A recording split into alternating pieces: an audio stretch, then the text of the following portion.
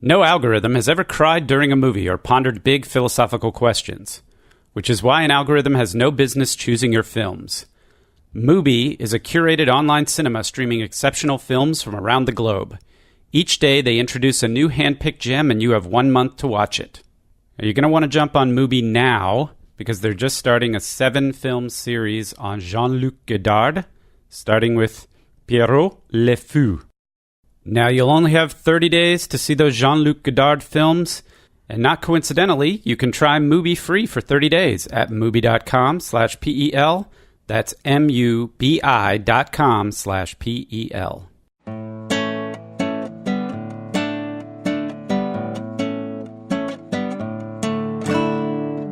Hey, you're listening to the Partially Examined Life, episode 175, part 2, with guest David Pizarro from the Very Bad Wizards podcast. We have talked through Stanley Milgram's behavioral study of obedience experiment, Phil Zimbardo's interpersonal dynamics in a simulated prison experiment. So you were just asking us, David, what do you think the upshot actually is of this? Yeah, exactly. So the way you put it, you asked us if you think anyone could do these sorts of things. And then we also have this paper by John Doris, Person, Situations, and Virtue Ethics. And in that paper, well, it's worth just reading quickly the early thesis here. This is page 6. To summarize, according to the first situationist thesis, behavioral variation among individuals often owes more to distinct circumstances than distinct personalities. The difference between the person who behaves honestly and the one who fails to do so, for example, may be more a function of situation than character. Moreover, behavior may vary quite radically when compared with that expected on the postulation of a given trait. We have little assurance that a person to whom we attributed a trait will consistently behave in a trait-related fashion across a run of trait-relevant situations with variable pressures to such behavior. A putatively honest person may very well not consistently display honest behavior across a diversity of situations where honesty is appropriate. This is just what we would expect on the second situationist thesis, which rejects notions of robust traits. Finally, as the third thesis suggests, expectations of evaluative consistency are likely to be disappointed. Behavioral evidence suggests that personality is comprised of evaluatively fragmented trait associations rather than of evaluatively integrated ones. For example, for a given person, a local disposition to honesty will often be found together with local dispositions to dishonesty. I would agree that I think that when you put people in unusual circumstances, whether it's the sort of Milgram experiment, the pressure of an authority figure, or even certain types of roles that bring out certain types of sides of them, I think the lesson you would take away from history, from not just the Holocaust, but the war and just the long history of human atrocities and the terrible things people do, is that we are all capable of those sorts of things, or most of us, I think. I think we're in greater danger of engaging those sorts of behaviors if we think we're exempt. If the lesson of some evil thing that's happened in history is that, oh, it's just those bad people who do that sorts of thing, and good people like me don't do that, then I think you're setting yourself up, because people, when they're violent or they do terrible things, it's often moralized. It's often done in a sort of state of self-righteousness and sense that they're upholding some good and something like that. But I have a lot of quibbles with this situationist thesis that we read in John Doris, and I think those two things are consistent. You could say that character matters a lot more than Doris thinks it does, and still agree that we're all susceptible under certain circumstances to terrible behavior. So what is it that you think Doris is getting wrong about this when it comes to his claims about character? Well, he starts out with, there's a situation in which there's a phone booth and someone walking by the phone booth drops a bunch of papers that scatter in the caller's path. And the question is whether the caller will help that person. And an experiment showed that if there was a dime in the, what is it called? The slot. It's hard to even remember now. It's been so long. But if there is, it's the idea of a dime that could buy anything is also weird. But if there's a dime in the slot, if they found a free dime, they would be much, much more likely to help the person than not. So if there's a dime, 14 people helped and 2 didn't, and then no dime, 1 person helped and 24 didn't. So that's sort of a stark illustration. it's not even that pressured a situation, right? The Stanford experiment and Milgram, those are some very high pressure situations and unusual. In this case, it's meant to be the mildest of prompts, but it produces dramatic effects. That's from a family of studies looking at the effect of mood on behavior and showing that sort of good moods make people more likely to help out than bad moods or neutral moods. One of my favorite demonstrations of this is sort of a similar setup where people were asking for help, but they did it either in front of a Cinnabon at the mall, or in front of and this will date the study, but in front of a Cinnabon or in front of a Chess King, which was a really crappy men's clothing store back in the early 90s. And you get effects that presumably it's the sweet smell that is putting people in a good mood.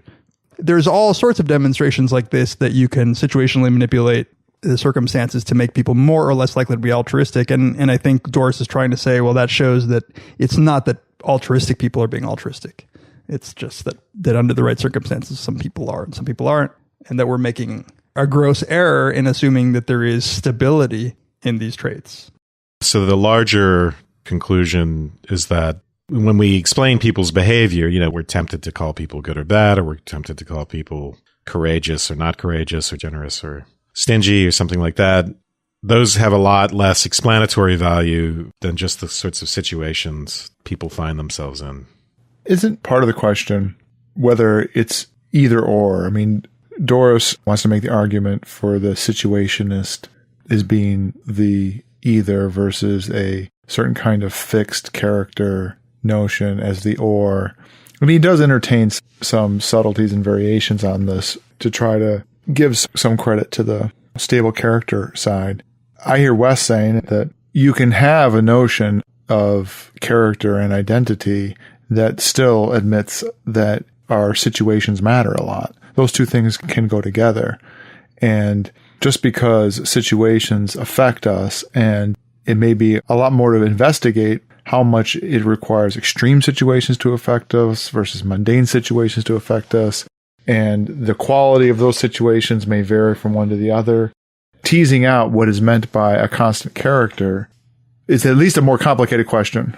Yeah. He's also talking about novel situations with strangers. So he says trait attribution is often surprisingly inefficacious in predicting behavior in particular novel situations because differing behavioral outcomes often seem a function of situational variation more than individual disposition.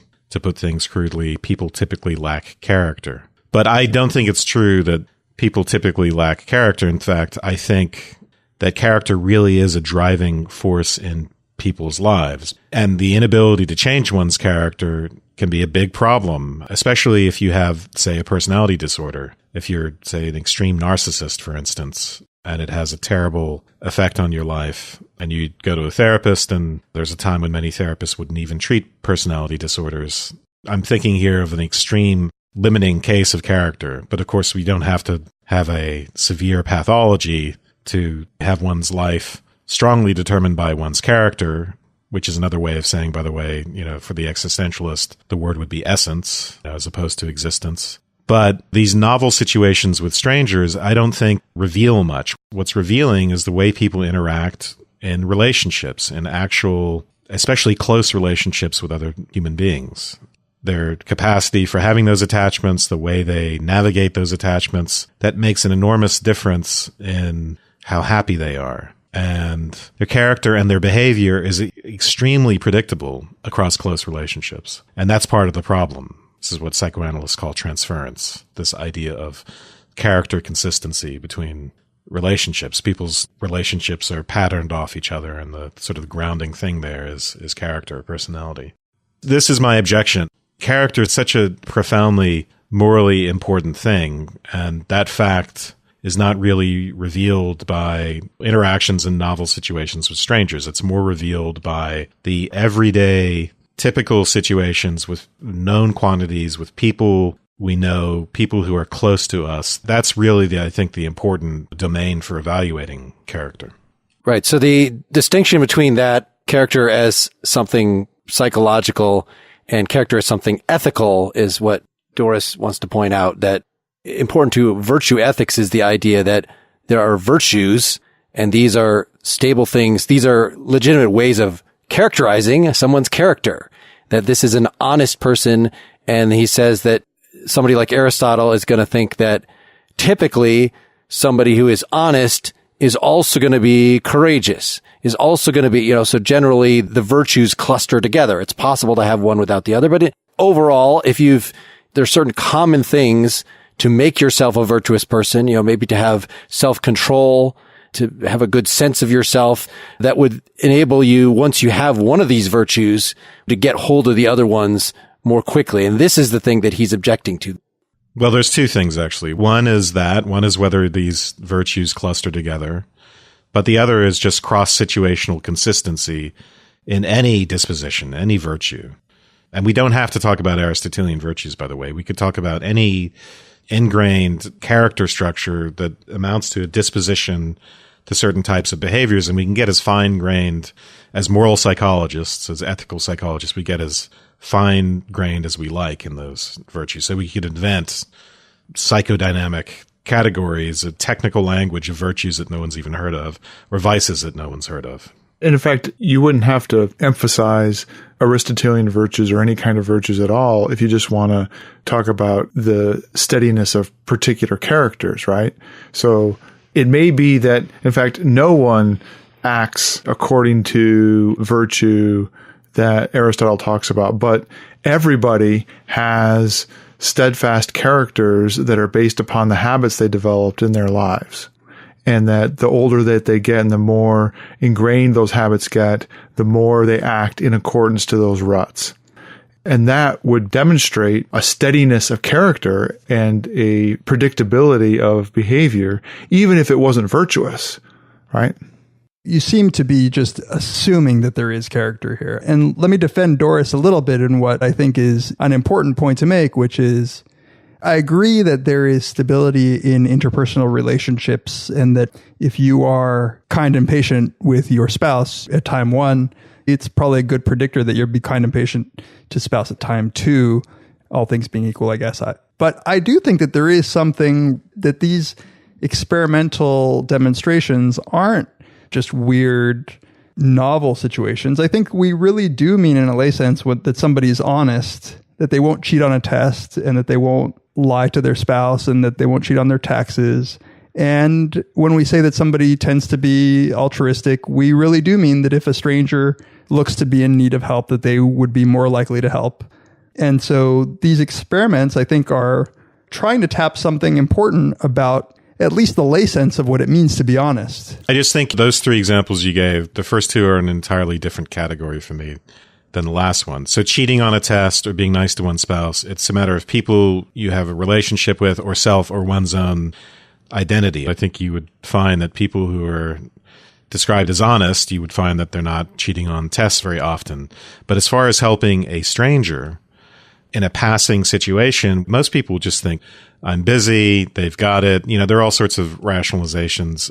Yes, you could prompt them to be nicer if they feel lucky or something right before that happens. But I'm not even sure that it's a measure of how altruistic someone is, realistically, how good a measure that situation is. So I just think it's, especially the way we behave with strangers out in public, especially in a society where people are busy, the public space is almost just a transient space for getting from one place to another.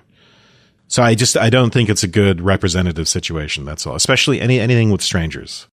Okay, so there's one sense in which there's sort of agreement, like the lay conception of character you don't think that it includes behavior towards strangers in these circumstances.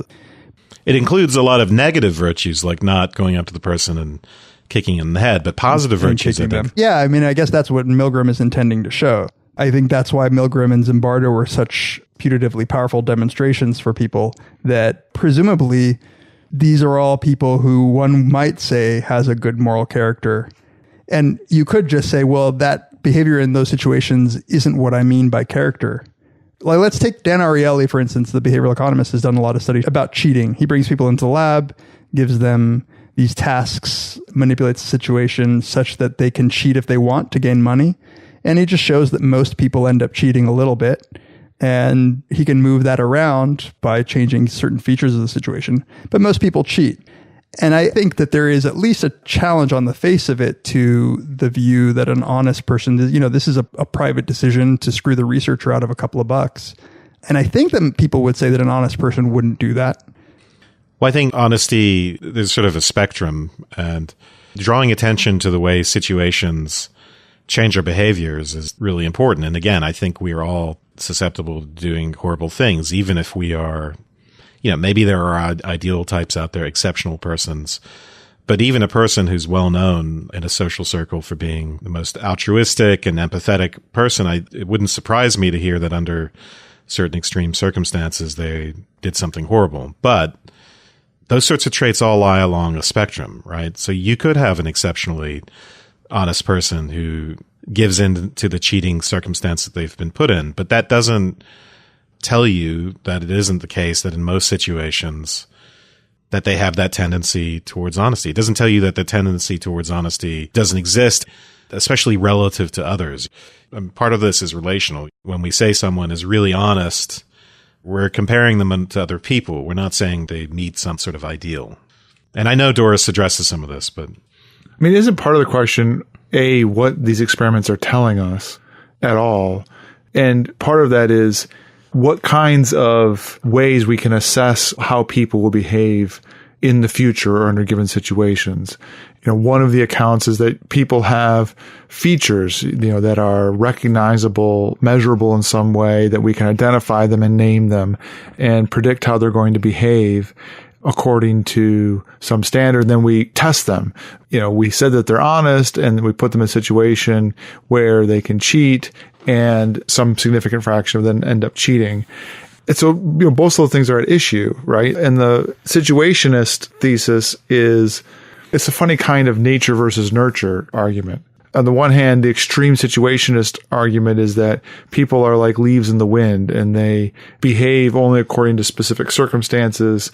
The situationist claim is pointing out how people are blown by the worst tendencies, right? So none of this that I've seen has been talking about how people react really, really positively to positive influences according to situations, and that when they're around people who are friendly and loving, and that translates into them being friendly and loving to other people, and everybody is doing much better. And not even just that, but a high stakes situation. So a person who is being given a test and there's money to be gained, it's not a high stakes situation in the sense that the violation of that norm is such a big deal. And there are lots of possible rationalizations, like, I'm just paying myself for my time or something like that.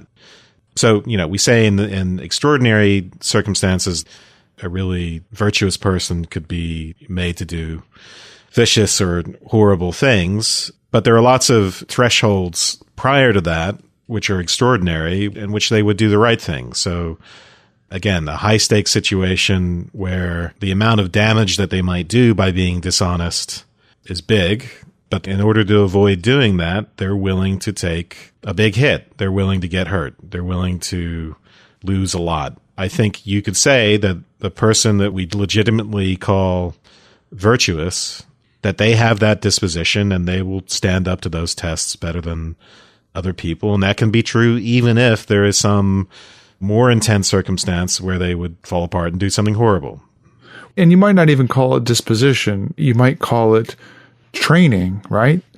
Using the word disposition, it could mean that's the way somebody is at a given point, but it has the flavor of this is just the way they are, how they were born or something like that, as opposed to the idea that in dealing with circumstances, whether they be extreme or not extreme. Yeah.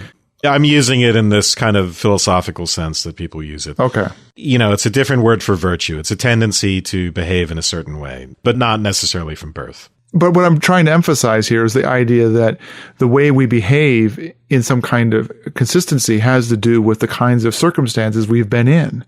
The question of how our behavior has been rutted and habituated based upon the circumstances we have encountered in our lives and how we behave in similar kinds of circumstances versus deviant circumstances, that's pretty interesting. If we're talking about similar circumstances, that seems like probing the way in which a person's character, for lack of a better term, is robust.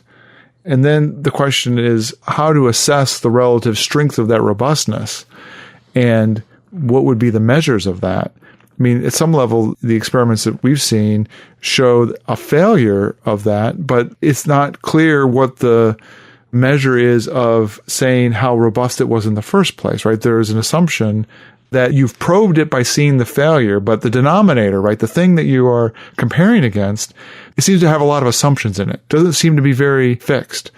I agree with you guys, actually. I mean, the way that you would really need to show what Doris wants to show is not by having these one-shot, even if it is the case that there are more honest people and less honest people, it wouldn't show us much by just creating situations in which everybody behaved dishonestly or everybody behaved honestly. What you really need is a measure over time of a person's actions. You can't defeat the notion of character by just showing that one time you can get most people to act in a certain way.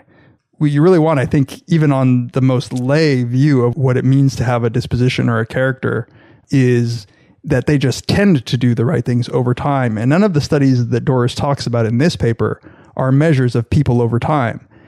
But we do have those. And this is something that Doris avoids talking about here, because there is actually a really huge literature, as Wes, I think you were saying, about personality.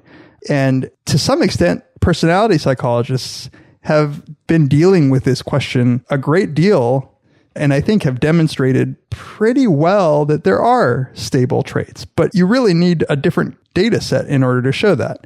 Let's just take something that maybe is morally neutral, but it's still about dispositions.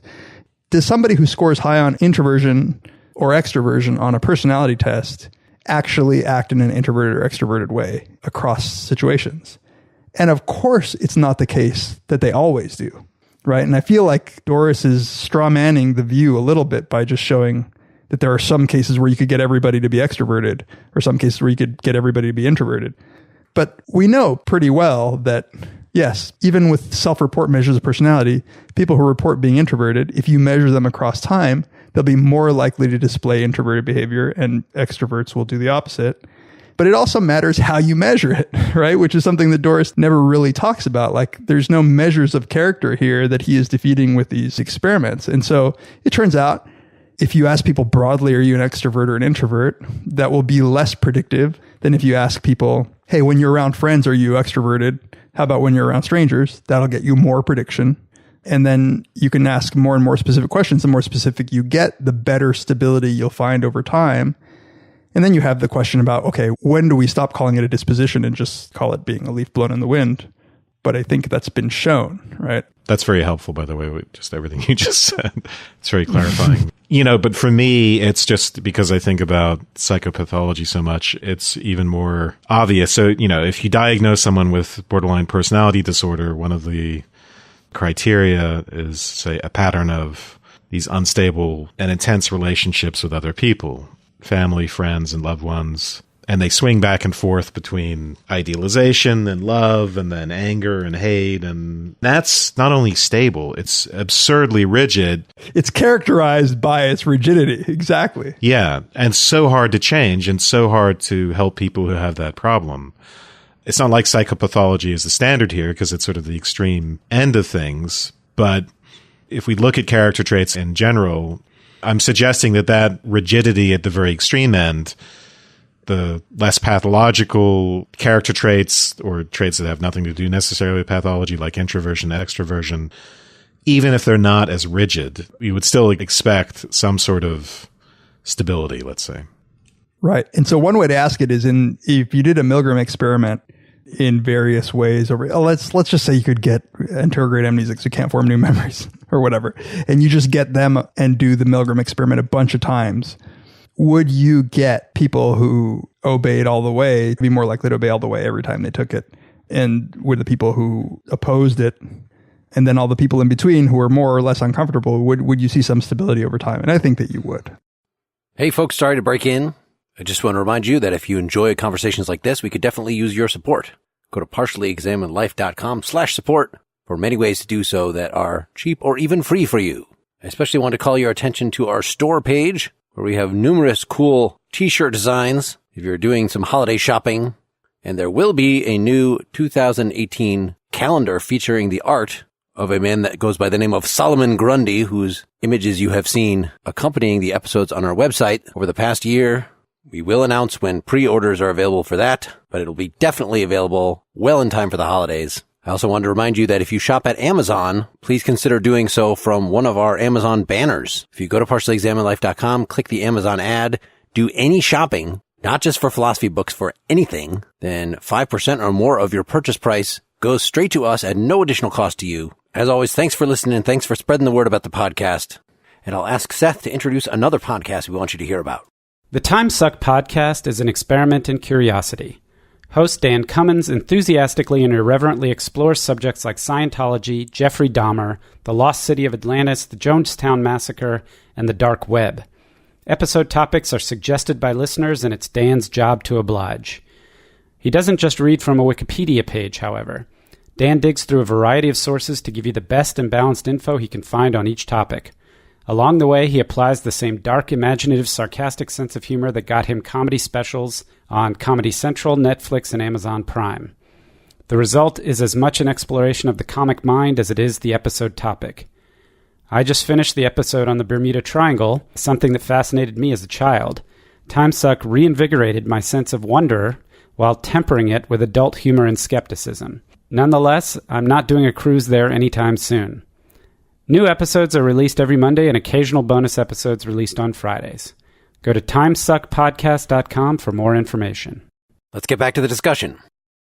But this question of thresholds that I brought up, you could set a threshold in a situation that's too low or too high. If it's too high, you could get everyone, let's say, no matter how virtuous, to do something horrible or do something. And if it's too low, if the stakes aren't high enough, and it's fine to disagree with me, but to me, it doesn't tell you a huge amount whether or not someone helps someone pick up their papers. So that's my question involves getting to the right threshold, a high enough stakes situation, but not one that's so high that it's going to defeat everyone. And those higher stakes situations, I think, involve our closer relationships with people rather than our interactions with strangers. So let's say we're in the middle on this, that there are certain thresholds for being able to determine or talk about people's behavior. One of the things lurking in both the Milgram and the Zimbardo experiments is the question of the effect of situation on accountability. So to what extent ought people be held accountable, or are they culpable for their behavior in given situations? And we would acknowledge that there's a certain extreme amount of situation that we would purge people of their culpability. And typically that measure to me would mean you're being forced in a very personal way, very focused on you, usually involving violence that would relieve you of your culpability for your decisions. You can't be held responsible for them.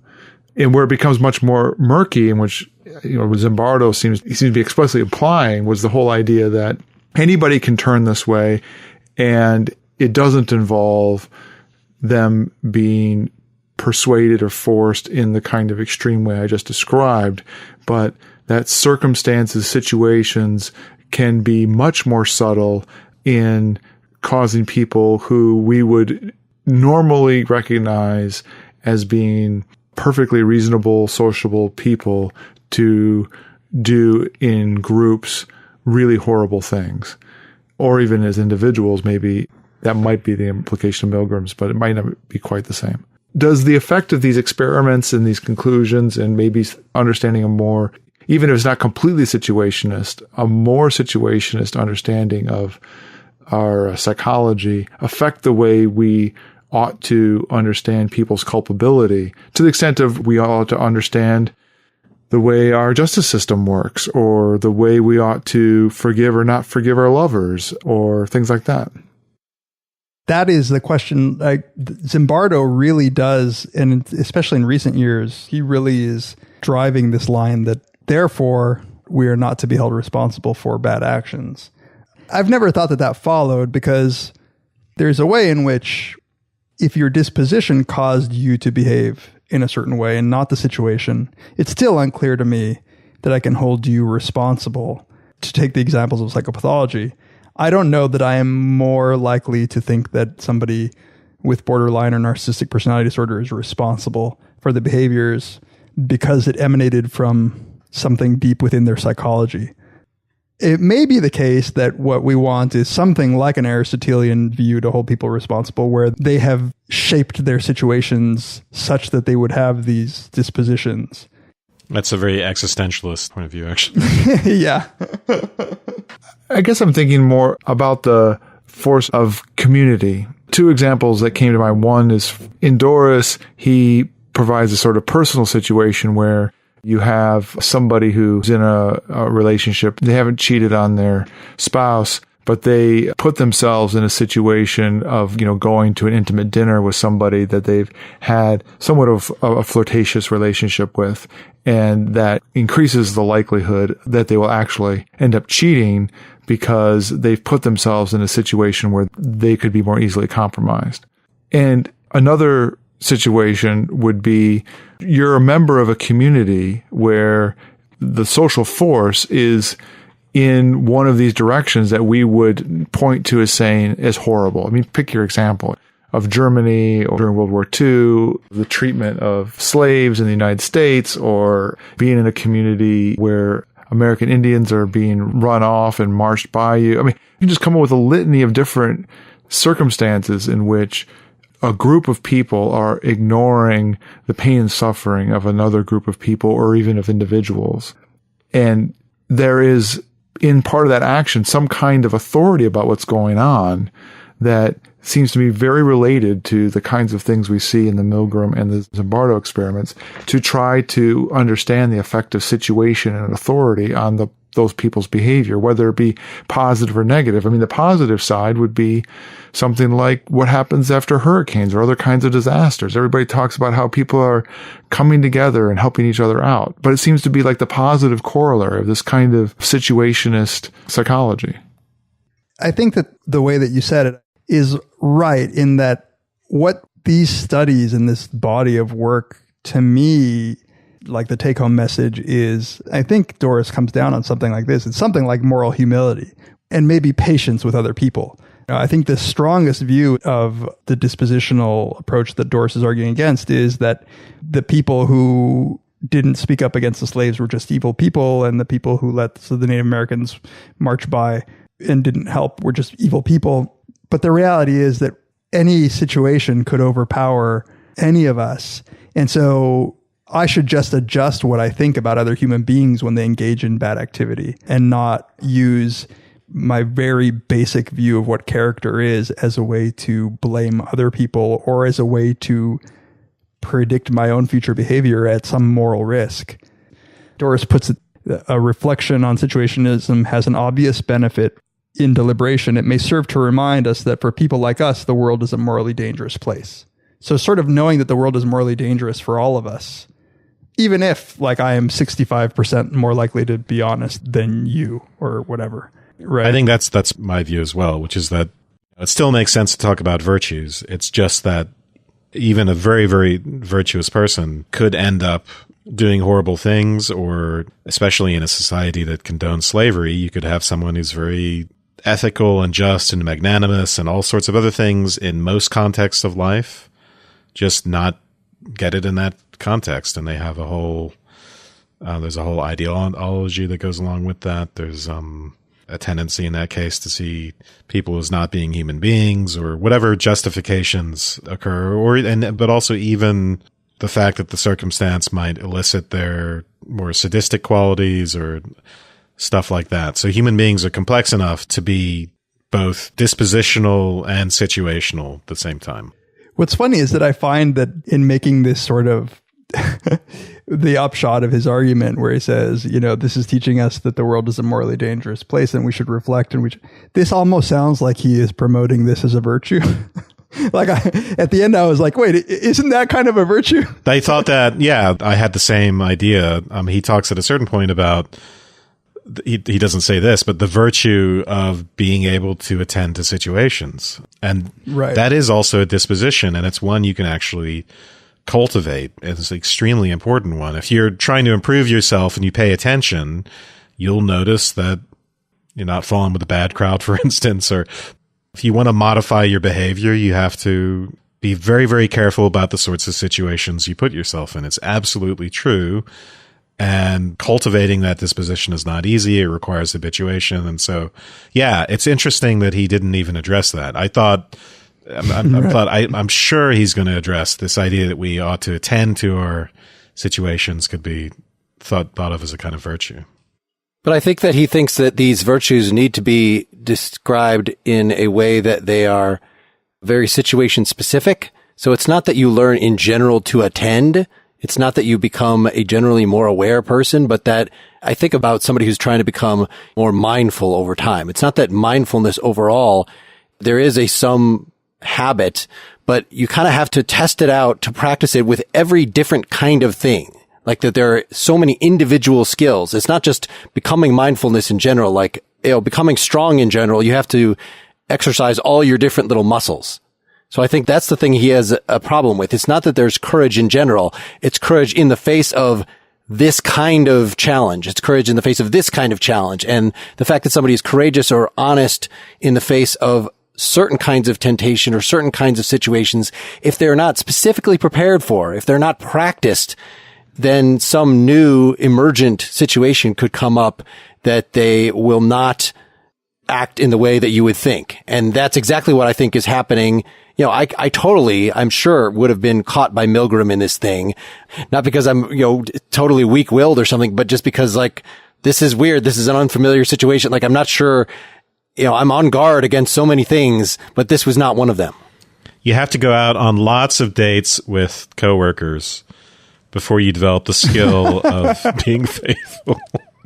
That's one way to do it. You could just avoid the situation, or you master it by repeatedly failing. Yeah. This is why Gandhi slept with young naked women to test his to get his willpower up. Right. I like Mark's point a lot because it highlights how you rely on other normative circumstances in order to guide yourself through unfamiliar circumstances. And it seems to me that that's explicated in the sensitivity in the way in which the obedience is working, right? So it matters if it's Yale versus Podunk U that no one's ever heard of. It matters that the guy... It was actually University of Bridgeport in his examples. It was a university...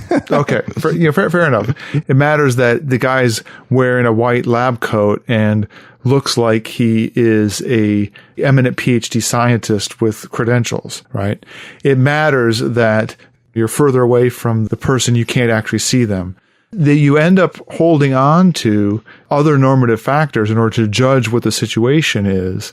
And maybe there's something to be said that you end up having a tendency to maybe over-normalize it and get kind of screwed up in that respect, which again points to the fact of being absent other individuals to help you renormalize situations makes you much more vulnerable. Stick with the buddy system. Buddy system makes a big difference.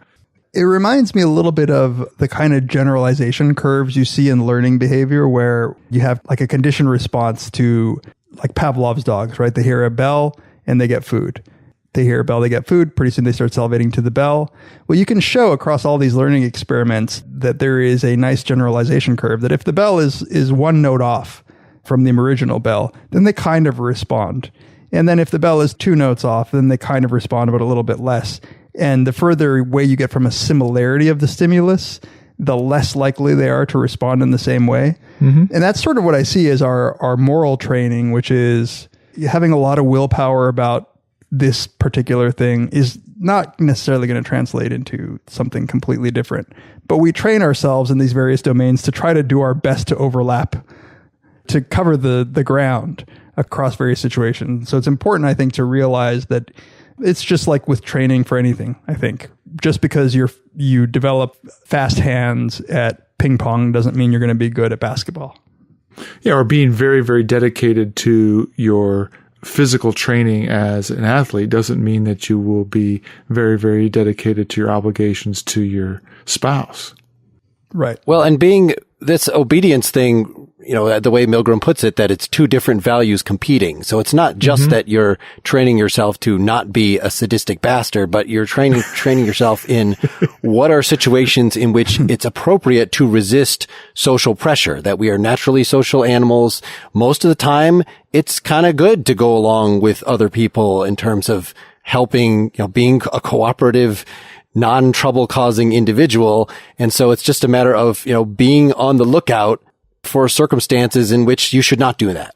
That's a good point, that having people who are well adjusted into functioning in society might actually positively select for people who are more agreeable. Yeah, being trusting seems a virtue. Yeah, exactly. And so absent significant other signals, it's in fact very hard to get them not to cooperate, because their habit and tendency is to cooperate, to help out a situation that has all the signs of being for the good of the community, for the good of people in authority and stuff like that. And you've actually selected for people who behave like that, who are good citizens in some way. On the latest Partially Examined Life, a defense of the Nazis is just really nice people. They couldn't help it. You would like to have people have a lot of dedication to positive interactions amongst each other, right? But what you might end up with is having people having strong dedication to, or citizenship or group identity towards their group identity. And it might be, in fact, very hard. We could come up with a bunch of examples where what's actually hard is to get people to go against the group identity that they're hooked into. Yeah, I think that it's an interesting point. When you look at the sorts of people who might lead a moral movement, who might be the first few abolitionists, might have been contrarian individuals, right? Yeah. They might have actually been disagreeable people, but it took that sort of person who was willing to be scorned and mocked and excluded to be able to do that. And those people, if there is an underlying trait there, might actually not be anything like they just happen to be morally virtuous. The sort of person who devotes their life to protesting for a cause, they might actually not be the best people to have around. They might actually be kind of assholes, but they're willing to work for champion a particular cause at the expense of other aspects of their life. Whereas I totally would have gone all the way in the Milgram experiment. Just so nice. Well, I also think I buy Zimbardo's overall political point, and I watched a separate talk of him addressing Abu Ghraib and his experience defending one of the people, the lower level soldiers that was involved in that.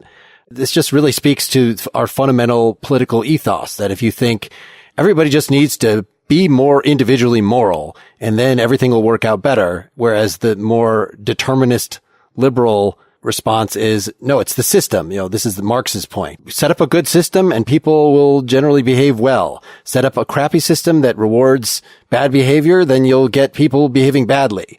If that's the way you're going to characterize the difference, then I think the determinist, the Marxist, wins hands down. It reminds me of my advisor in grad school was trained in clinical psychology.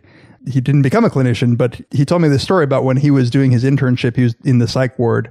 I think this was in the 70s, maybe early 80s. And there was a particular patient. He was in the schizophrenic area of the hospital. And there was a patient who every night would go out and would go to the office of the director, the head doctor there, and he would take a shit right outside his door. And then he would go back to his room. And this was really problematic. So they put my advisor, Peter Salve, in charge and said, work with this patient. This is problematic behavior. They had these theories about he was metaphorically sort of shitting on the head doctor, and he had to work with this patient to get rid of the problem. A week later, they met again. The behavior had completely gone away. And they asked him, they said, wow, what did you do? How did you talk to him to get rid of this behavior? And he said, I just took him to the bathroom before he went to bed every night. And it's even if there was some internal motivation to shit on the director, it doesn't mean that you can't set up a system in which you're going to get the best results. Mm-hmm. Well, and we'd mentioned, that these are all about negative things. So one of the links that I'll post for people, my wife made me aware of that was going on recently was this compassion games. It was set up in a women's prison. Players earn points for logging acts of compassion, for helping each other, for sharing things, for cleaning each other's spaces. And it's just apparently, immediately really turn things around. And this has since been implemented like in troubled high schools and a number of places around the world now. And so just setting up any kind of incentive system for good things, who knows if that kind of thing, I don't know enough about it to see, like, does it work in the long term, or is it just like, okay, people were nice to each other for a couple of weeks and then like that doesn't sound like a solution in particular for a permanent thing, but who knows? That kind of behavioral sort of the reward, setting up a schedule of rewards for good behavior is pretty much the only thing that works with children with antisocial personality, like severe antisocial personality disorders or psychopaths. And I think you're right. I don't know that they internalize it when they're out of that environment, but hell, man, it works. Gamification. There's the gamification part about it, and there's the rewards part about it. But I want to just defend it vigorously, because the typical objection to it to me would be, well, you shouldn't be paying people to act properly, or you shouldn't be rewarding them to just act the way they ought to be acting. But I would say that for most of those people who are saying that, there are all kinds of incentives that are going on in their lives to encourage them to act in that way, act in whatever virtuous way they want to, right? And they're not recognizing them as incentives along those lines, but they are just like that. Well, I need to go out and stay in school and pay my taxes and be a member of my society. One significant encouragement to do that is I get rewards out of doing that, right? But if you're in a situation where you're not getting rewards out of doing that, we talk about people who, they show up to work even though they're getting paid shit, and eventually they find success later in life, right? And that's all predicated. They, with few exceptions, are going to have to be in a position where they think they're going to get that, right? But if you don't think you're going to get that reward, you're not going to do it. And it doesn't strike me as rocket science that you need to feel like you're going to get some kind of benefit out of suffering, out of doing hard activities, and that getting positive rewards for doing certain kinds of activities matters. And we get them implicitly and explicitly all the time. I think that people have some sort of, maybe one of the lessons here in Doris's argument that I think is valid is that it may not be that a sort of character-based approach is the best way to view human psychology. But what I think he's saying is that the lay view of what character is really what needs to change. It's just the wrong view of how stable and robust these character traits are. And so for some reason, I think we like to think that people would be altruistic and self-sacrificing, and that they're virtuous when it's in the absence of all reward, in almost a weird way where, like, I want you to be miserable while you're helping me. When you carry it to that extent, your point is well taken about, like, a reward is not just giving a kid $5, right? You can empirically demonstrate that that actually is the bad kind of reward, to give a kid $5 every time he's nice to his sister. But what's a really powerful finding is kids are rewarded by things like putting your hand on their shoulder, telling them that they did a good job. And when you do that, when parents focus on that with their problem kids, behavior really starts changing. You fail to reward the bad behavior and you reward the good behavior. But a reward can be anything, like just telling them they're a good kid or giving them a hug or whatever it is, right? It might be idiosyncratic. Validating and recognizing them and engaging with them as an individual human being. That's weird. Imagine that. It's part of what makes transferring these findings, even if accurate, to the real world difficult, in that if you're talking about what are our policies for running my prison or running soldiers' lives, these are environments where you have total control over a person. And even in an individual classroom or bringing in somebody to be an experimental subject, and it's a very closed situation.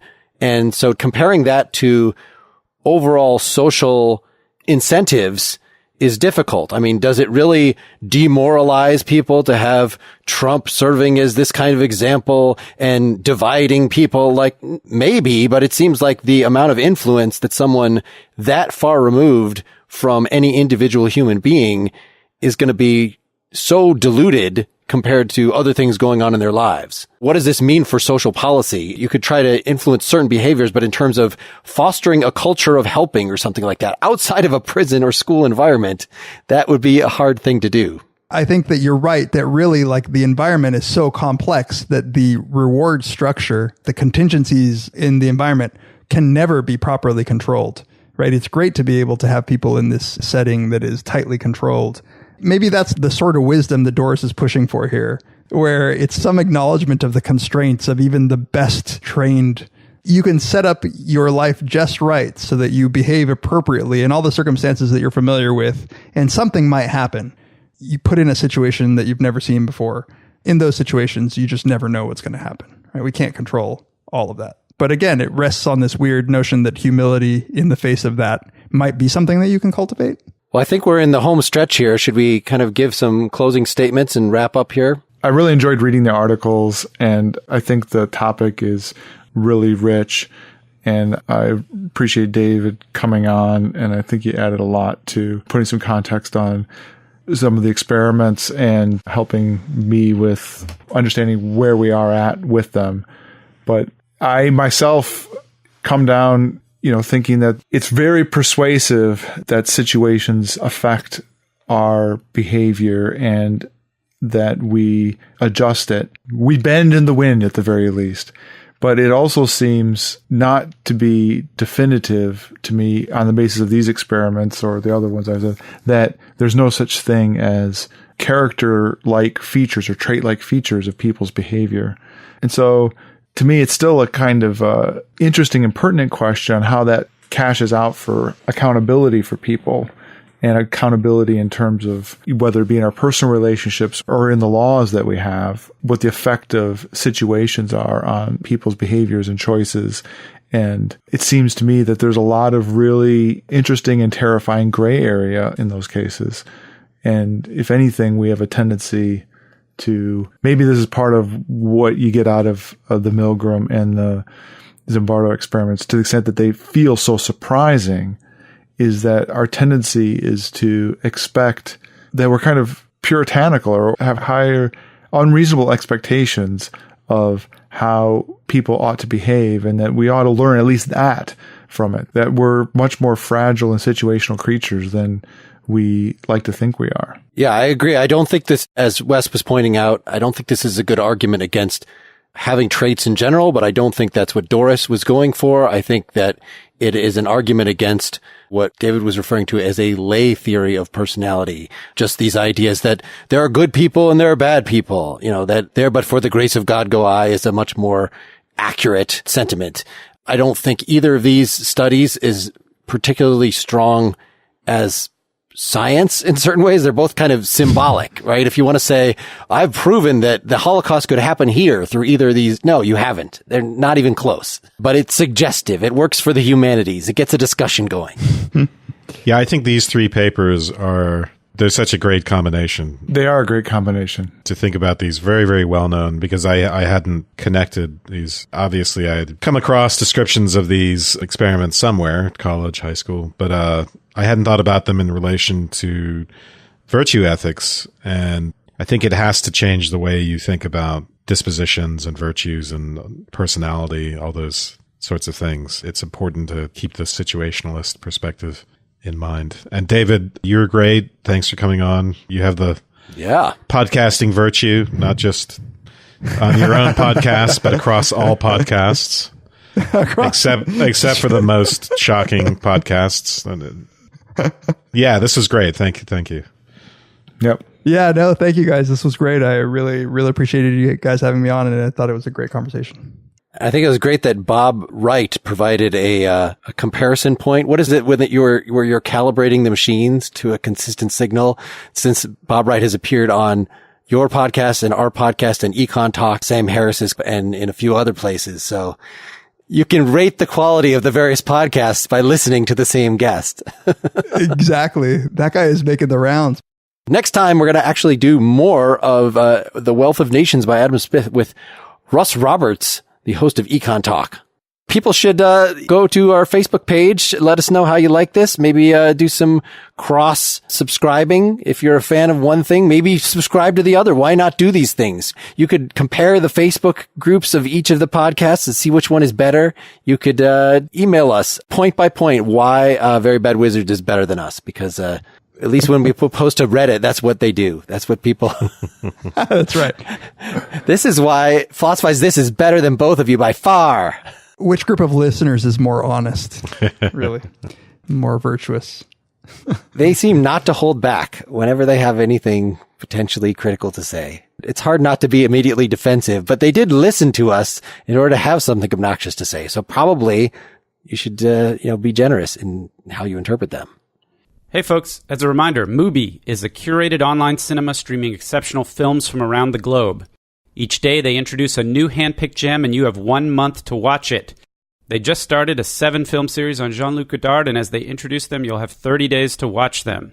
Plus, you get to delve deeper into these films with exclusive interviews, video essays, and critical reviews on Mubi's Notebook. Try Mubi free for 30 days at mubi.com/PEL. That's mubi.com/PEL. Hey, if you're wondering where Seth disappeared to, he had some technical problems and had to wake up early, so he ended up dropping off. Our closing song is called Doing the Wrong Thing. It's from the brand new Live at Berkeley album by Kaki King, whom I interviewed on Nakedly Examined Music, episode 54. Check it out at nakedlyexaminedmusic.com. Hey, good night, everybody. Good night. Good night.